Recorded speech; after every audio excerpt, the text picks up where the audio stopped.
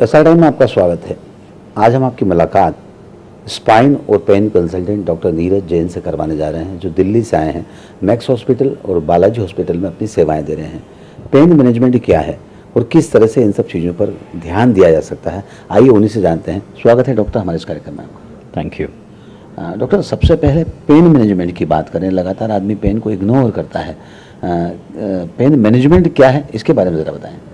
देखिए, pain management ऐसा है, देखा गया है कि बहुत पेशेंट्स जो क्रॉनिक पेन जिनको है, आर्थराइटिस या स्पाइन पेन या स्लिप डिस्क या न्यूरोपैथिक पेन है या for that matter lately cancer pen है, वो सफ़र करते रहते हैं। जबकि इसका बहुत अच्छी ट्रीटमेंट आजकल अवेलेबल हैं, बहुत इफेक्टिव ट्रीटमेंट अवेलेबल हैं और आप पेन फ्री लाइफ जी सकते हैं। तो there is no merit in suffering. जब उसका ट्रीटमेंट है, इफेक्टिव है, तो उसको इलाज करवाएं, ठीक जिए, अच्छे जिए। और मैं तो कहता हूँ एक ज़िंदगी मिली है तो उसको पेन फ्री जिए, enjoy pain free life as as possible. हाँ, ये ज़रूर था कि कुछ समय पहले तक इसमें बहुत अच्छे ट्रीटमेंट्स नहीं थे, पर अब इंडिया में बहुत अच्छा ट्रीटमेंट अवेलेबल हो गया। इंटरवेंशनल पेन मैनेजमेंट है, एक सुपर स्पेशलिटी है बाय इटसेल्फ। और हम यही कहते हैं कि अगर आप जिस तन लागे वो तन जाने, अगर आपने पेन रिलीफ कर लिया तो बहुत बड़ा काम कर लिया। That's being really being human. आपने कहा, पेन मैनेजमेंट की बात कही, स्पाइन और पेन मैनेजमेंट को लेकर हम डिटेल डिस्कशन करते रहेंगे। पेन काफ़ी समय जब होता रहता है, आदमी उसको इग्नोर करता है, तो उसके दुष्परिणाम क्या होते हैं और उसको किस तरह से मैनेज किया जा सकता है? देखिए, ऐसा है, बहुत बार देखा गया और मैं बहुत ज़रूरी मैसेज पब्लिक को देना चाहूँगा कि जब किसी को पेन होता है और केमिस्ट के पास जाते हैं और भैया मुझे मेडिसिन दे दीजिए, और केमिस्ट जो भी पेन किलर है, वो वोवरान या कोई भी pain killer for that matter है, वो पेशेंट को दे देते हैं। और इसमें देखा गया कि जो पेशेंट सेल्फ मेडिकेशन कर रहे हैं, एट होम मेडिकेशन कर रहे हैं, उसके बहुत सीरियस दुष्परिणाम हैं, कॉम्प्लिकेशंस हैं। उनमें हम देखते हैं कि गैस्ट्रिक अल्सर्स होते हैं और ब्लीडिंग अल्सर्स होते हैं, मैसिव ब्लीडिंग होती है और कई बार डेथ भी हो जाती है। और इसका जो सबसे बड़ा देखा गया कि जो हमारी डायलिसिस यूनिट्स हैं, 50% डायलिसिस यूनिट्स नेफ्रोपैथी से, एनर्जेटिक नेफ्रोपैथी से भरी हुई हैं। जो लोग पेन किलर लेते हैं उनकी किडनी खराब हो जाती है, उससे वो सफ़र करते हैं। तो कोई पॉइंट नहीं है कि आप एनर्जेटिक ले रहे हैं, पेन किलर क्रॉनिक ले रहे हैं और आप किडनी का टेस्टिंग हम लोग देते हैं। क्रॉनिक आर्थराइटिस में कई बार पेन किलर देते हैं, पर हम उसको बड़े रेगुलरली किडनी चेकअप करते रहते हैं। किडनी में लोड होता है, मेडिसिन को चेंज करते हैं, मेडिसिन को वेरी करते हैं, या डोजेस को एडजस्ट करते हैं। और अगर फिर भी नहीं एडजस्ट कर पाते हैं, पेन नहीं रिलीव होता, तो हमारे पास कुछ इंजेक्शंस हैं, कुछ इंटरवेंशंस हैं जिससे हम पेन कम कर सकते हैं। तो कोई पॉइंट नहीं कि आप पेन किलर लेते रहे और सफ़र करते रहे। और पीछे देखा गया था कि पेन किलर से हार्ट में भी इफेक्ट पड़ता है, तो हमें इन सब चीज़ों से बचना चाहिए। ये मैसेज उन लोगों के लिए जो लगातार pain killer without doctor advice ले रहे हैं, वो ज़रूर अपने को रिस्क कर रहे हैं, वो नहीं करना चाहिए।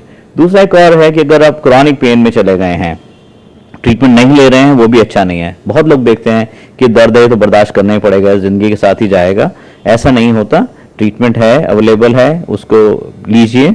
और अगर छोड़ते हैं, ट्रीटमेंट नहीं लेते हैं, तो वो जो पेन है वो क्रॉनिफाई हो जाता है और वो सेंट्रलाइज हो जाता है। इसका कहने का मतलब है कि जैसे आप एक फिंगर में एक पेन है शुरू में, तो स्पाइनल कॉर्ड में एक होता है, ब्रेन में एक होता है। अगर आप 1 महीने के बाद होगा तो फिंगर में एक पेन हो रहा है, 1, I am giving a count of it, spinal cord में 10, ब्रेन में 10 होता है। अगर 6 मंथ्स प्लस हो जाता है तो फिंगर में एक पेन ही है, स्पाइनल कॉर्ड में 10 गुना है और ब्रेन में 100 गुना हो जाता है। इसको हम बोलते हैं एम्पलीफिकेशन। पेन एम्पलीफाई, जैसे एम्पलीफायर होता है, साउंड बढ़ाता है लाउड स्पीकर के जैसे, ब्रेन लाउड स्पीकिंग करता है ब्रेन के अंदर, तो उसको नहीं होने देना। हमें पेन को टाइमली ट्रीट करना इंपॉर्टेंट है। ट्रीटमेंट आप करिए पर टाइमली भी ट्रीट कीजिए। अगर क्रॉनिफाई हो गया तो आप एक ही ट्रीट कर पा रहे हैं, पर 99 ब्रेन को इफेक्ट करता रहेगा। कोशिश करना चाहिए, टाइमली इफेक्टिव ट्रीटमेंट करना चाहिए। और अवेलेबल है, मैसेज ये है कि अवेलेबल है, उसको लीजिए, उसको क्लेम कीजिए। और एक और बात है, WHO ने ऑलरेडी पेन को 5th वाइटल साइन डिक्लेयर किया है और ये वर्ल्ड ओवर नॉर्म्स है। अब यूएनए और ह्यूमन राइट कमीशन ने अनाउंस कर दिया कि पेन रिलीफ इज इंपॉर्टेंट। जितने भी हॉस्पिटल्स हैं, हम 4 वाइटल साइन को आज तक समझते रहे हैं, pulse, BP, temperature, respiration. Pain को इंपॉर्टेंस नहीं देते रहे हैं। अब हर पेशेंट के पेन चार्टिंग होती है, क्योंकि अब समझा गया है कि पेन को अगर हम नेग्लेक्ट करते हैं तो पूरी बॉडी को इफेक्ट करता है और बहुत नुकसान देता है। पेशेंट की हीलिंग, किसी भी डिजीज के लिए ऑपरेशन हो, उसकी रिपेयर में इफेक्ट करता है। तो पेन को बहुत सीरियसली लेकर उसको ट्रीट करना चाहिए। और after all pain is pain, मतलब उसमें कोई और डिस्क्रिप्शन नहीं दे सकता है कि पेन इज पेन, पेशेंट कहता है पेन है। दूसरी बात है, किसी पेशेंट का कितना ब्लड प्रेशर है, कितना शुगर है, पेशेंट को नहीं मालूम, आप बताते हैं आपका इतना ब्लड प्रेशर, इतना शुगर है। पेन तो इज समथिंग जो पेशेंट आपको बताता है। It's such an subjective thing कि पेशेंट नहीं बोलेगा जी मुझे इतना पेन है, आपको पेशेंट के वर्ड्स को लेना होता है और उसको ट्रीट करना होता है, बिकॉज वो पेशेंट खुद सफर कर रहा है। तो इसलिए मोस्ट इंपॉर्टेंट है कि पेन को ट्रीट किया जाए। बाकी सब चीजें भी ट्रीट करें, पर pain is very very important. आपने कहा एक उंगली से छोटे से दर्द की शुरुआत होती है और फिर उसके बाद आपके कंधे तक जाता है, स्पाइन तक जाता है, आगे बढ़ता जाता है और कंटिन्यूस दर्द होता है। तो कुल मिलाकर माना जाए कि दर्द अगर कहीं है तो उसको इग्नोर नहीं करना चाहिए, उसको ट्रीटमेंट के लिए जाना चाहिए। साथ ही आपने कहा कि पेन किलर विदाउट डॉक्टर्स के सलाह के बिना लेना नहीं चाहिए। तो अब कई बार लंबे समय से जो पेन किलर लेते आ रहे हैं, साथ में उनकी किडनी भी खराब होती है, बाकी बॉडीज़ पर भी इम्पेक्ट आता है, आपने कहा हार्ट पर भी इम्पेक्ट आता है। तो क्या पेन रिलीफ के लिए आपके पास क्या टेक्निक है जिसकी वजह से जो आप पेन किलर देते हैं, जो इंजेक्शन देते हैं, वो बॉडी को नुकसान नहीं पहुंचाते हैं? देखिए, ऐसा देखा गया है कोई भी पेन बॉडी के अंदर जो क्रॉनिक है, जिसको 1 महीने से ऊपर आपने ट्रीटमेंट कर लिया, आपने जितने भी मोडालिटीज हैं, मेडिसिन है, फिजियोथेरेपी, आपने सब ट्रीटमेंट कर लिया और उसका अगर एडिक्वेट रिस्पांस नहीं आ रहा और पेशेंट कंफर्टेबल नहीं हो रहा, तो उसको अब कंजर्वेटिव मैनेजमेंट करने के बजाय इंटरवेंशनल पेन मैनेजमेंट है वो करना चाहिए। मैं इसकी बहुत क्लियर साइमली देता हूँ। जैसे पहले हार्ट प्रॉब्लम होती थी, पेशेंट मेडिसिन लेते थे, लाइफस्टाइल वेरिएशन करते थे, ठीक हो गया, अगर उससे रिलीफ नहीं हो रहा तो अब उसको एंजियोग्राफी करते हैं, चेक करते हैं ब्लॉक्स है क्या है, टेस्टिंग करते हैं, और अगर आपको एंजियोग्राफी से मैनेज हो रहा है वेरी गुड, नहीं तो वो बाईपास सर्जरी करते हैं। क्योंकि आज से 30-40 साल पहले सिर्फ बाईपास सर्जरी अवेलेबल थी, पर अब एंजियोग्राफी आ गई है, बहुत कंफर्टेबल, स्टेबल, इजी ट्रीटमेंट है और पेशेंट को बहुत अच्छा रिस्पांस भी है, क्योर भी है, रेट भी अच्छा है, without complication, much of complication. तो हम कोशिश ये रहती है, हालांकि lately speaking cardiac bypass surgery भी बहुत अच्छी बीटिंग हार्ट के साथ स्टेबलाइज हो गई है, एडवांसमेंट हो रहे हैं साइंस के साथ। सेम वे पेन में जब आपको 1 महीने से ऊपर हो गया और रिस्पांस नहीं है तो हम उसको इंटरवेंशनल पेन मैनेजमेंट के लिए सोच लेते हैं। कई बार ऐसा देखा गया है, जैसे किसी को स्पाइन प्रॉब्लम, स्लिप डिस्क है, पहले सिर्फ ओपन सर्जरी होती थी, फ्रैक्चर स्पाइन है सिर्फ ओपन सर्जरी होती थी, पर आजकल non surgical treatment slip disc के लिए या फ्रैक्चर स्पाइन के अवेलेबल हो गए हैं। आप निडल ट्रीटमेंट से उसको बिल्कुल ठीक कर सकते हैं, जिसको आप अपनी लैंग्वेज में लेजर ट्रीटमेंट कह सकते हैं। उन निडल से ही सब ठीक हो जाता है, तो उसके लिए ऑपरेटिव की जरूरत नहीं पड़ती है। ऐसा देखा गया है कि आपको ऑलमोस्ट 85% पेन स्पाइन का होता है लाइफ टाइम में, ऑल पॉपुलेशन, उसमें 5-10% सीरियस ट्रीटमेंट होता है, जिसके लिए ट्रीटमेंट की जरूरत है, सीरियस पेन होता है, उसमें पहले सिर्फ सर्जरी होती थी, अब नॉन सर्जिकल ट्रीटमेंट आ गया। आप ये समझिए कि अल्टीमेटली 1 या 2% पेशेंट को ही सर्जरी की जरूरत पड़ेगी, बाकी 10-15 पेशेंट इंटरवेंशन से ठीक हो जाएंगे और 85% मेडिसिन फिजियोथेरेपी से ठीक हो जाते हैं। तो इसके लिए अब जरूरत नहीं है कि सब पेशेंट को सर्जरी किया जाए। जो कुछ पेशेंट जो सीरियस कॉम्प्लिकेशन, न्यूरोलॉजिकल प्रेशर है, पैरालिसिस हो रहा है, उनके लिए जरूर सर्जरी इंडिकेटेड है, but otherwise non surgical treatment से बहुत अच्छा ट्रीटमेंट आ गया है। तो पेशेंट को एंजॉय करना चाहिए, इतनी साइंटिफिक एडवांस हो रही है तो उससे ट्रीटमेंट मिलता है, तो ठीक होना चाहिए पेशेंट को। आपने पेन मैनेजमेंट को लेकर बात कही, पोस्ट ऑपरेटिव पेन, उसको लेकर कोई मैनेजमेंट आपके पास है? देखिए, इसको बोलते हैं पेरी ऑपरेटिव पेन मैनेजमेंट। वो प्रिएम्प्टिव एनेस्थीसिया से शुरू हो जाता है, ऑपरेशन से पहले ही कुछ मेडिसिन आप शुरू कर देते हैं कि पेशेंट को बाद में पेन ना हो। आपने बहुत अच्छा क्वेश्चन रेज किया है। ऐसे बहुत बार देखा गया है कि बहुत पेशेंट जिनको सिजेरियन सेक्शन या हर्निया सर्जरीज हो रही हैं या थोरैकोटॉमीज हो रही हैं, चेस्ट सर्जरीज हो रही हैं, उनको लॉन्ग टर्म पेन इश्यूज रहते हैं, जिसको पोस्ट ऑपरेटिव पेन कहा जाता है और लॉन्ग टर्म चलता है सर्जिकल पेन। इसके लिए अब ये रियलाइज किया गया अगर आपने पहले ही प्रिकॉशंस ले लिए हैं, उसका कुछ रीजनल एनेस्थीसिया ब्लॉक्स लगा दिए हैं या पेन को ट्रीट कर दिया, पेन को होने नहीं दिया, ये सब देखा गया। जैसे मैंने आपसे थोड़ी देर पहले कहा कि पेन को आपने चांस दे दिया तो अपनी जड़ें जमा लेता है, जब वो जड़ें जमा लेता है तो फिर वो बड़ा होता चला जाता है, वो पेन होता है पेशेंट को, तो उसको जड़ नहीं जमाने देना, इसलिए अर्ली ट्रीट करना जरूरी है। इसलिए perioperative anaesthesia it's a big field, इसको एक्यूट पेन मैनेजमेंट बोलते हैं। एक्यूट पेन मैनेजमेंट सर्विसेज भी वर्ल्ड ओवर हैं, इंडिया में भी स्टार्ट हो गई हैं। अगर आप उनको इफेक्टिवली ट्रीट करते हैं, पेशेंट को पेरी ऑपरेटिव पेन नहीं होने देते तो पेन पैर ही नहीं जमा पाता, तो इसलिए उसको इंपॉर्टेंट है ट्रीट करना। और दूसरा है कि सर्जिकल आउटकम में बहुत फर्क पड़ता है पेन मैनेजमेंट से। अगर आपने अच्छा पेन मैनेजमेंट किया तो सर्जिकल आउटकम भी उतना अच्छा होता है, पेशेंट सेटिस्फेक्शन तो ऑब्वियसली है ही है, अच्छा है। और एक बहुत अच्छी चीज होगी early recovery and early going back home.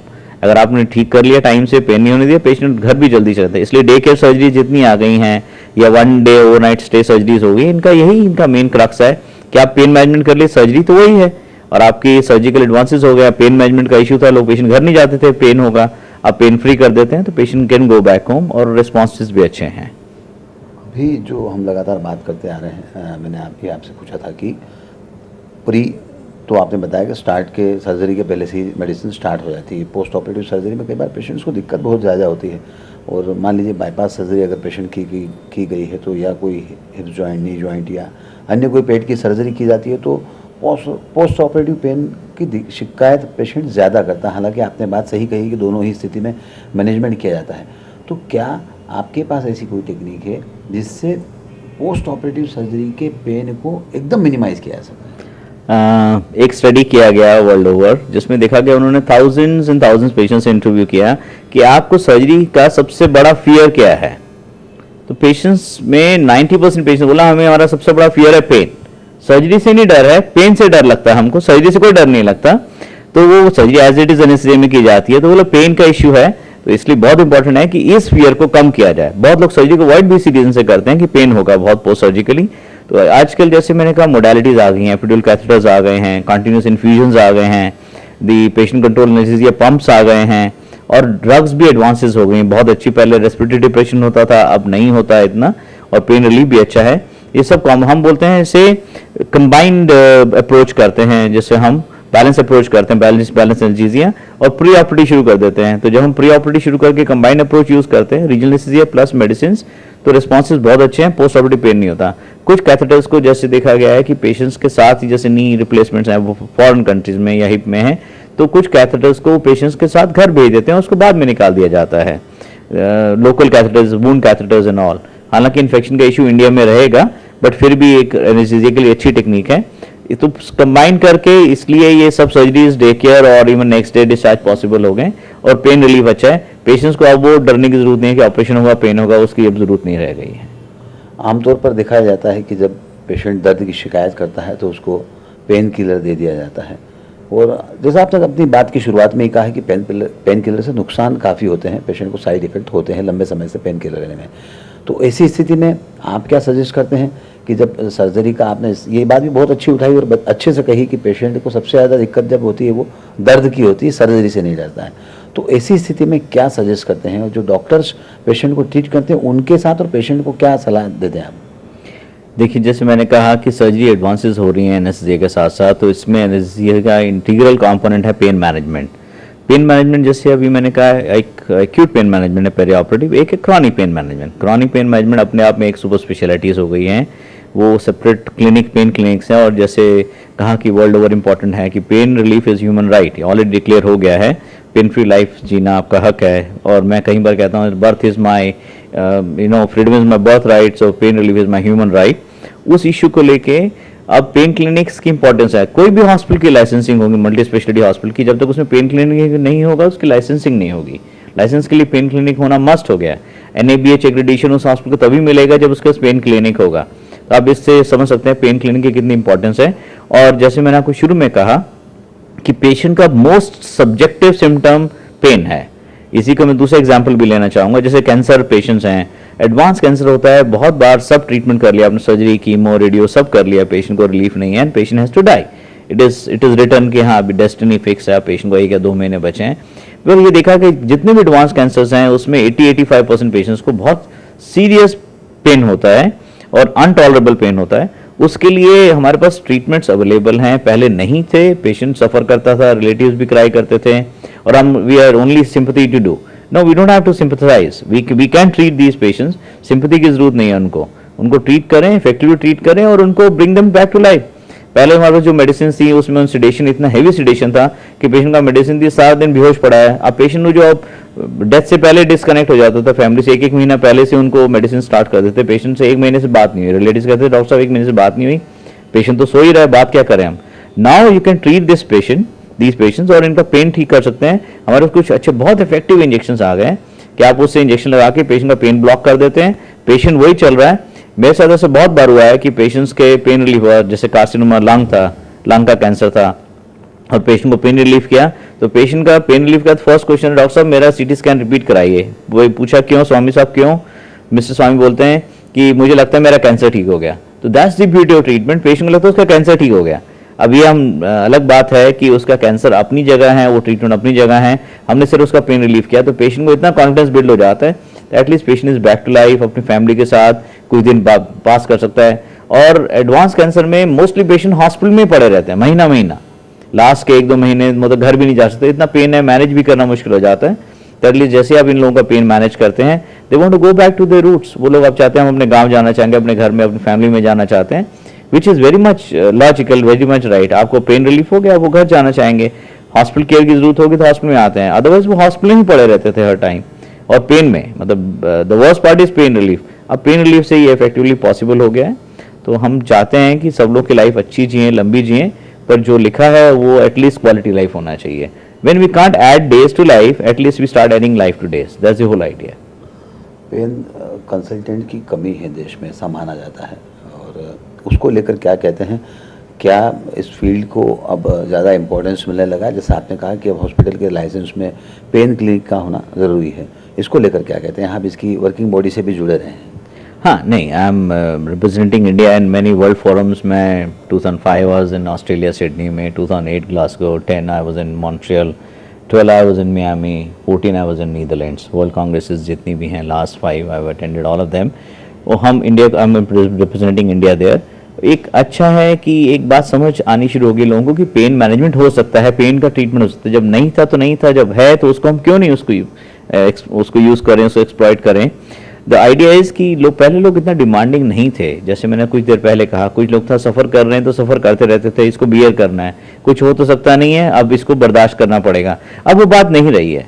लोग डिमांडिंग हो गए हैं. लोग चाहते हैं कि उनको पेन फ्री लाइफ जीना है, क्वालिटी लाइफ लीड करना चाहते हैं. तो उसके लिए जब उनको पेन फ्री कर सकते हैं तो बहुत लोग मेरे पास आते हैं. जैसे ऑस्टियोपोरोटिक फ्रैक्चर है, बहुत सिंपल एग्जांपल है. पहले ऑस्टियोपोरोसिस होती थी 80-90 ईयर्स में, फ्रैक्चर हो जाता था.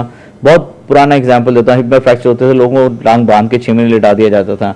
जो बच गया उस 6 महीने में वो जी गया, जो नहीं बचा वो चला गया ओल्ड एज में. अब क्या है, आप हिप में आप प्लेट डालते हैं, नेक्स्ट डे पेशेंट चलते हैं, रॉड प्लेट प्रोसेसेस करते हैं, नेक्स्ट डे चले पेशेंट.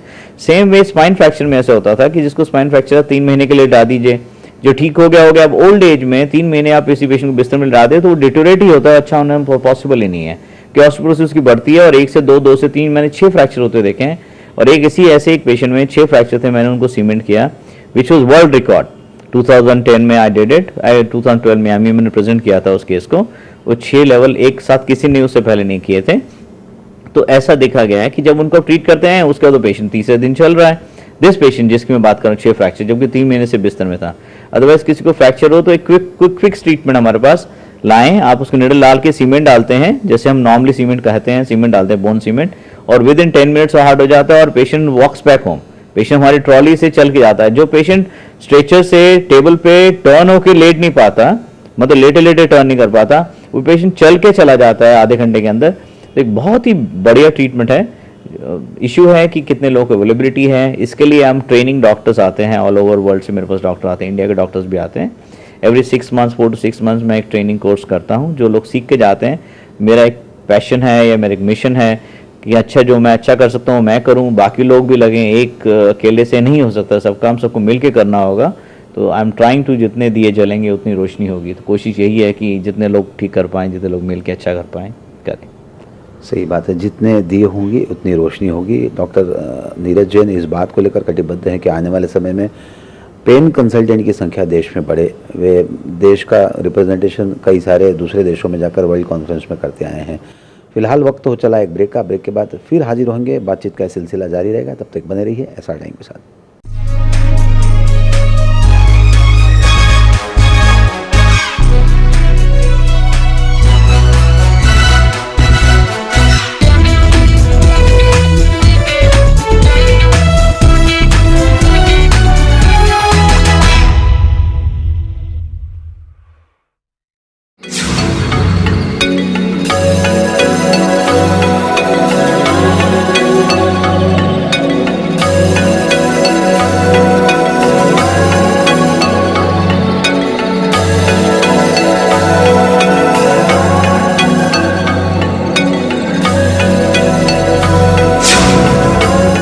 एक बार फिर आपका स्वागत है. हम बात कर रहे हैं डॉक्टर नीरज जैन से, जो दिल्ली से आए हैं, स्पाइन और पेन कंसल्टेंट हैं. डॉक्टर एक बार फिर आपका स्वागत है.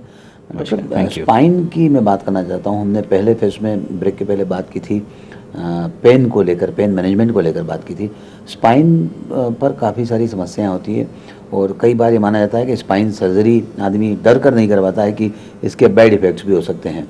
तो क्या कहते हैं स्पाइन की प्रॉब्लम्स को लेकर आप? देखिए, स्पाइन के बारे में मैं थोड़ा सा लोगों को बताना चाहूँगा कि 85% ऑफ पॉपुलेशन को वर्ल्ड ओवर, यह नहीं India, world over back pain कभी न कभी लाइफ टाइम में होगा. और एट गिवन टाइम 20% पॉपुलेशन को बैक पेन हो रहा होता है, जिसमें 5% सीरियस बैक पेन है, जिसको सीरियस बैक पेन ट्रीटमेंट की ज़रूरत है. ऑल्दो ये 24% पेशेंट्स को मोस्टली फिजियोथेरेपी या रेमेडीज से ट्रीटमेंट हो जाता है या जनरल फिजिशियंस ट्रीट कर लेते हैं, पर कुछ पेन ऐसे हैं जिसके लिए आपको स्पेशलिस्ट की रिक्वायरमेंट है, उसका ओपिनियन लेने की जरूरत है। बिकॉज इससे देखा गया अगर उसका नेग्लेक्ट करते हैं, और बैक पेन जैसे मैंने बहुत बार देखा, लोग कह रहे जी डॉक्टर साहब कुछ सालों से बैक पेन चल रहा था, हम ट्रीटमेंट ले रहे थे, अचानक ये पैर में आ गया, अब तो हिल भी नहीं सकते हैं, अब बिस्तर से हिल भी नहीं पाते हैं और शियाटिक पेन जैसा हो गया हमको। वो टिपिकली क्या होता है कि आपको जब एक स्लिप डिस्क है, वो डिस्क वियर एंड टियर होती है, टियर हो रहा होता है, उस समय आपको बैक पेन चलता रहता है और आप उसका प्रॉपर केयर नहीं करते या इन्वेस्टिगेट प्रॉपर नहीं करते या प्रिकॉशंस लेते, लाइफस्टाइल वेरिएशंस नहीं करते या कुछ एक वीक का बेड रेस्ट नहीं अगर आप लेते हैं, तो कई बार देखा गया है कि वो बढ़ते हुए बर्स्ट हो जाती है डिस्क, और जो उसका डिस्क का फ्रेगमेंट है वो शैटिक नर्व पे आके प्रेस करता है, जिसको आपको पैरों में दर्द आ जाता है, शैटिक पेन है। इसलिए इसको उस पॉइंट ऑफ व्यू से देखना जरूरी है कि आपने फिजियोथेरेपी ट्रीटमेंट लाइफस्टाइल वेरिएशन कर लिया, नहीं हुआ तो आप स्पेशलिस्ट की ओपिनियन लें, ठीक करें। और जैसे मैंने पहले कहा, 1 महीने तक आपने कोई भी ट्रीटमेंट लिया, अगर उसमें रिस्पांस नहीं है तो always take a specialist opinion कि हाँ ये क्यों ठीक नहीं हो रहा, कोई चीज़ रह तो नहीं रही। इसमें कई बार MRI करने से ही पता लगता है कि प्रॉब्लम क्या है, स्लिप डिस्क है या नहीं है। हालांकि बहुत से back pain simple back pain होते हैं जिसको मोस्टली फिजियोथेरेपी या सिकाई करने से या कुछ मेडिसिन, लाइट मेडिसिन 1-2 वीक की, या कुछ रेस्ट 1-2-3 दिन या मोस्ट 1 वीक, इससे ऊपर रेस्ट करना काउंटर प्रोडक्टिव हो जाता है। 1 वीक से ज़्यादा रेस्ट नहीं लेना चाहिए। बेल्ट भी कुछ दिन ही लगानी चाहिए, वो भी एक्यूट पेन, नहीं तो वो भी नहीं लगानी चाहिए, नुकसान देती है। आप कुछ चीज़ें क्यों होती हैं और अवॉइड क्या करना चाहिए, आप आगे नहीं झुकें, वेट नहीं उठाएं, जंप रनिंग नहीं करें, अपना वेट कंट्रोल में रखें और लॉन्ग डिस्टेंस ड्राइविंग नहीं करें, ये इंपॉर्टेंट है बैक पेन में। ये प्रिकॉशंस हैं जो नहीं है, जो डोंट हैं। जो डूज हैं उसमें है कि नॉर्मल एक्सरसाइज करें, वीक में 1 या 2 बार 1-2 घंटे एक्सरसाइज करें, या एवरीडे 5-10-15 मिनट की एक्सरसाइज डेली करें, जिससे बैक की मसल्स बिल्ड रहे, स्ट्रेंथन रहे, तो आपको बैक पेन कम होगा। इतना बैक पेन होने की एक रीज़न है, ऐसा देखा गया है कि हम 4 पाए थे, जैसे बंदर हमारे पूर्वज थे, हम उससे 2 पाए तो हो गए, पर हमारी अभी इवोल्यूशन है परफेक्ट नहीं हुई है, इसकी बैक पेन का इशू है। और एक हमारे साथ जो प्रॉब्लम नहीं आ गई है कि हमारे जो 4 फादर्स थे, ग्रैंड मदर ग्रैंड फादर्स थे, उनको ये प्रॉब्लम, नाना दादा आप समझ लीजिए, उनको ये प्रॉब्लम कम हुआ करती थी बिकॉज उनका फिजिकल एक्टिविटी बहुत ज़्यादा थी। अब हमारा सब काम लाइफस्टाइल वेरिएशन होने से ईजी हो गया है, ईजी गोइंग हो गया हर चीज़ में, रिमोट से काम लेते हैं, उठ के टीवी का स्विच ऑन नहीं करते या चैनल चेंज नहीं करते, ऑब्वियसली रिमोट से ही करेंगे। यहाँ से थोड़ी दूर भी जाना है तो हम पैदल नहीं जाते हैं, हम गाड़ी उठाते हैं, गाड़ी में चाबी लगाते हैं, चलते हैं। और कहीं 1-2 स्टेयर चढ़ना, 1-2 फ्लोर चढ़ना है तो हम लिफ्ट यूज़ करते हैं, स्टेयर यूज़ नहीं करते। और वैसे भी वॉकिंग हैबिट्स नहीं रही हैं इजी गोइंग होने की वजह से, और हम टीवी के सामने ज़्यादा देर तक बैठे रहते हैं। और फिजिकल एक्टिविटी है, जैसे गेम्स ही है तो बच्चे वीडियो गेम्स खेल रहे हैं सारा दिन, आउटडोर गेम्स कम हो गई हैं, तो फिजिकली एक्टिविटी कम होने से हमारे पास ये लाइफस्टाइल डिजीज़ की तरह आना शुरू हो गया बैक पेन। जैसे ब्लड प्रेशर, शुगर आ गई, ऐसे हमारी बैक पेन ही लाइफस्टाइल डिजीज़ है। और नेक पेन या ब्लैकबेरी थंब सिंड्रोम बोलते हैं, या टेक्स नेक सिंड्रोम है, बहुत कॉमन हो गया। इसको हमें अपने टाइमली ट्रीटमेंट करना चाहिए, कंट्रोल करना चाहिए, लाइफस्टाइल वेरिएशंस करना चाहिए, and let's be as natural as possible. जितना हम नेचुरल रहेंगे उतनी प्रॉब्लम्स कम होंगी। ट्रीटमेंट होना चाहिए, वो इम्पॉर्टेंट है।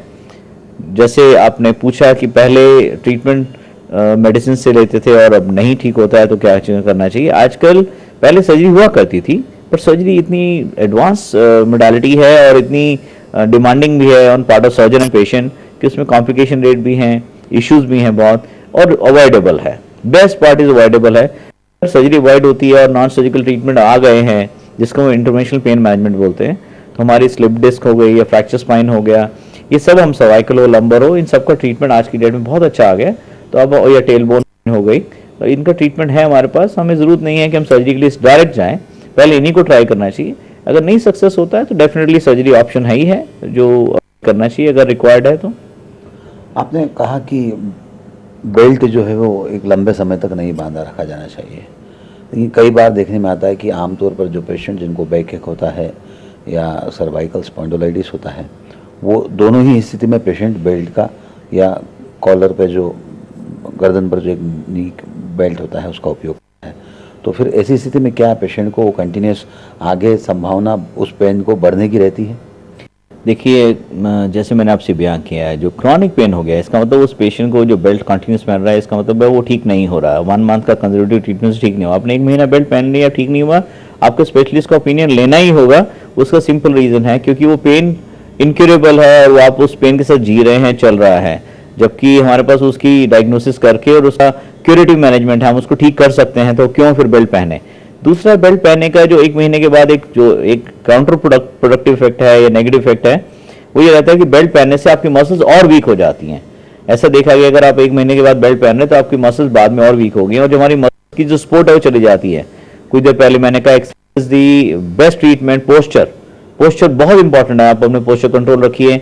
हम लोग देखा है जो इजी गोइंग है, जो ऑफिस चेयर में बैठते हैं, जो लोग जो बॉस चेयर में बैठते हैं या लॉन्ग टर्म कंप्यूटर में काम करते रहते हैं, वो पोस्चर को ध्यान नहीं रखते हैं। स्टूडेंट्स हैं, एग्जाम गोइंग स्टूडेंट्स हैं, जो स्कूल बैग्स बच्चों के बहुत हैवी हो गए हैं, ये कुछ चीजें ऐसे इश्यूज हैं जो we should address socially also, it's not medically, socially also they should be address. अब क्या होता है कि पोस्चर और इस वजह से उनको बैक पेन कंटिन्यूसली चल रहा है और ठीक नहीं हो रहा। हम जैसे मैंने कहा एक्सरसाइज करने से ये पेन कम हो जाते हैं। जितना हम बेल्ट लगाते हैं उतने मसल्स और वीक हो जाती हैं, तो ये एक्सरसाइज से नेगेटिव इफेक्ट हो गया। इसको आप एक्सरसाइज से ही मेकअप करेंगे और अदरवाइज बेल्ट 1 महीने तक अगर ठीक नहीं हो रहा तो इसको तो बेल्ट काम नहीं होगा और ये और वीक करेगा और स्ट्रक्चर को और खराब करेगा। कंसल्टेंट की ओपिनियन लीजिए, उसको ट्रीटमेंट अवेलेबल है, ट्रीटमेंट कराएं। जरूरत नहीं है कि बेल्ट को लॉन्ग टर्म पहने। रेस्ट भी आप कहा गया कि 1 वीक तक, उसके बियॉन्ड रेस्ट करना बेकार है। टोटली चाहे बैक पेन हो सर्वाइकल पेन हो, 1 वीक से ज्यादा कोई रेस्ट कर रहा है तो अपना ही नुकसान कर रहा है पेशेंट, साइंटिफिकली प्रूव हो चुका है।